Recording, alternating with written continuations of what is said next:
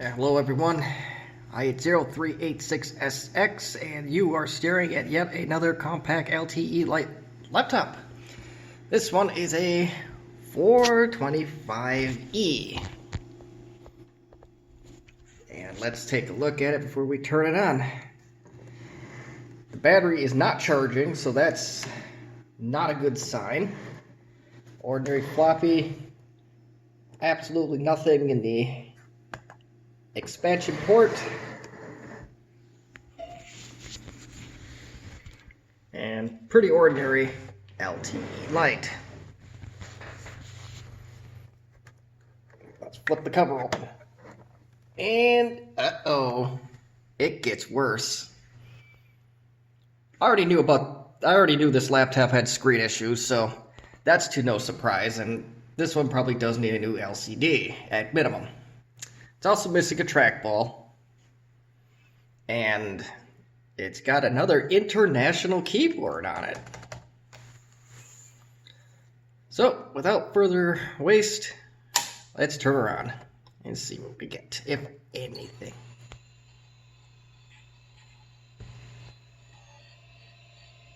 Uh-oh.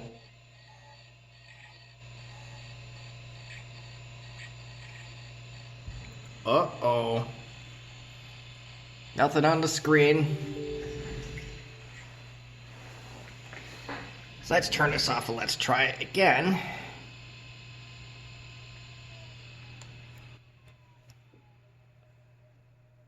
Alright, let's try again. We have a monitor connected this time.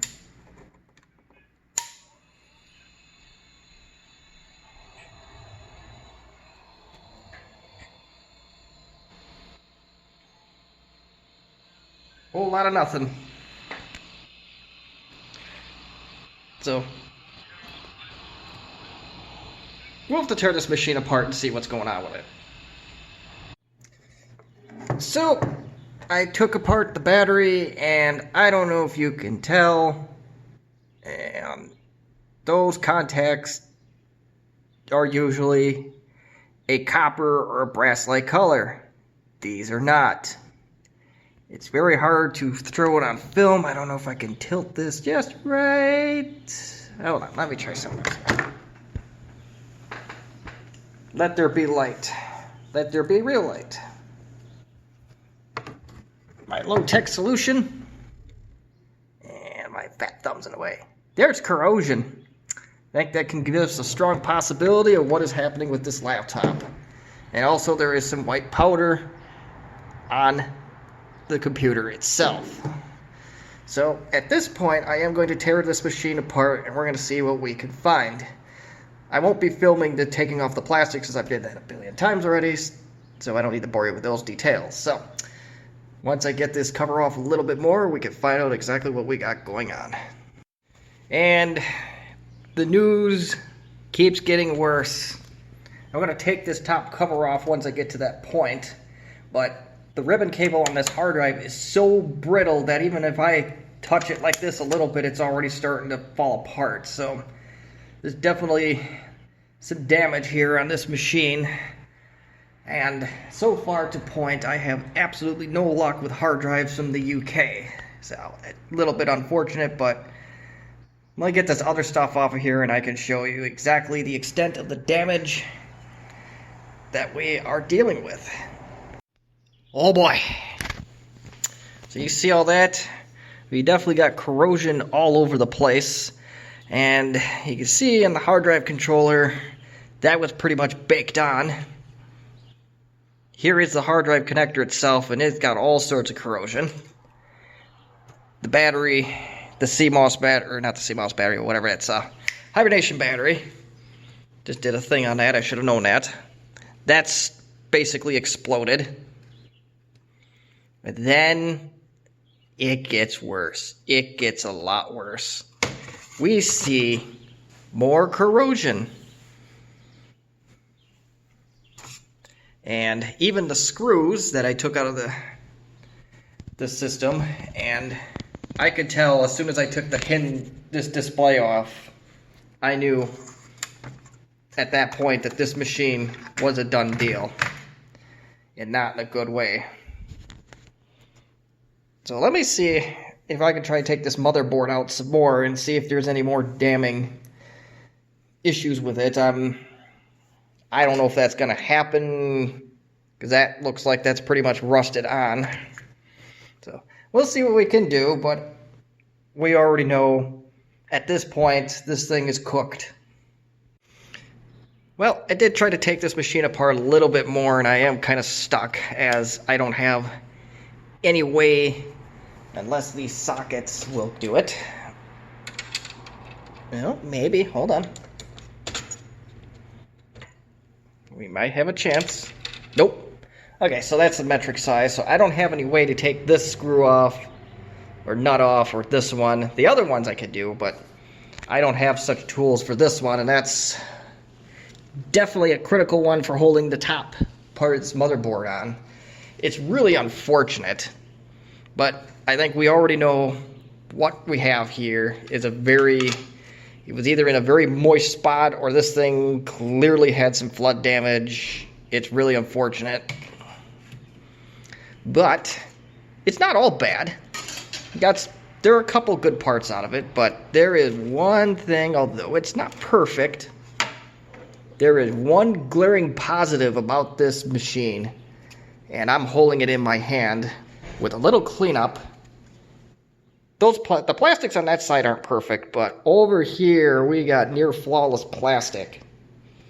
And this lock I don't care about, but there is not a single broken piece of plastic otherwise. So that part is very good. That's very rare these days. I wasn't even having that kind of luck with UK machines before, so. And there's a possibility that the hard drive might even be good. I might tear it apart to see if there's like a stuck head or something, and maybe we can revive this guy. I always could use more of these, especially with them going up in price.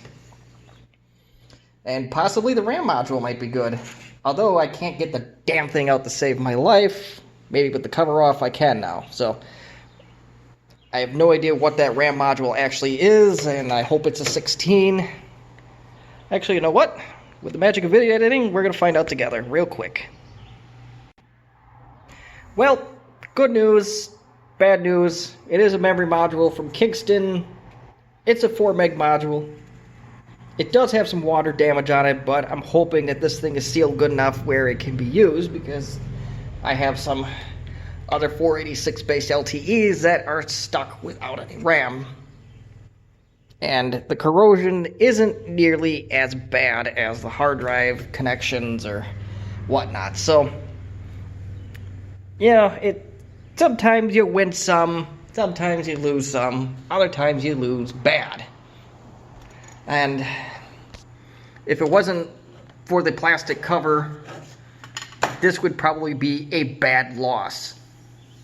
Now, I'm hoping with the screen, although that's not perfect, this probably does need a new screen legitimately.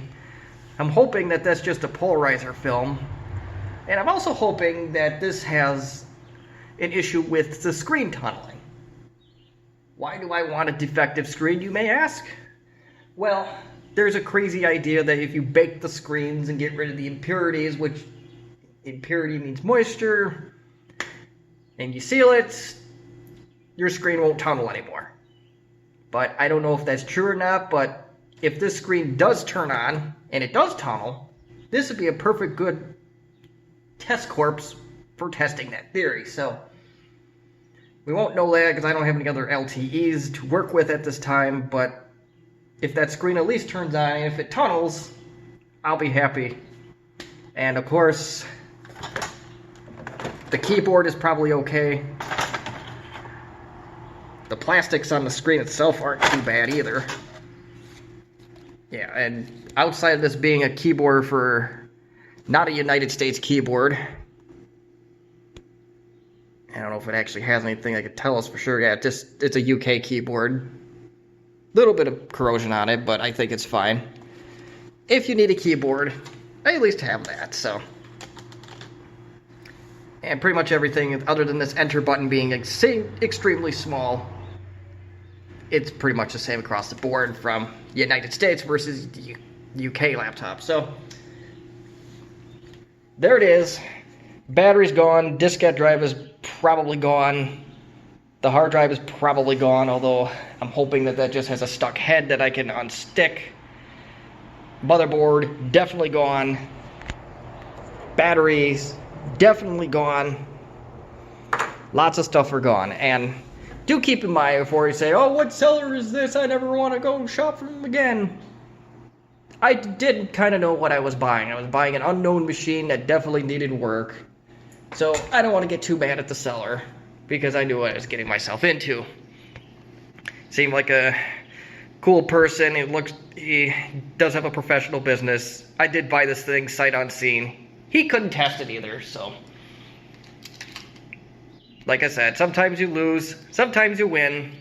But with this base being good, if the RAM module's good, if the hard drive can be restored, if I can even get a video for this guy, then we'll consider it a wash. But that's pretty much it. I think I talked about dead crap for enough. So, thank you for watching. If you have any questions, comments, or constructive criticism, please feel free to drop them in the comments section.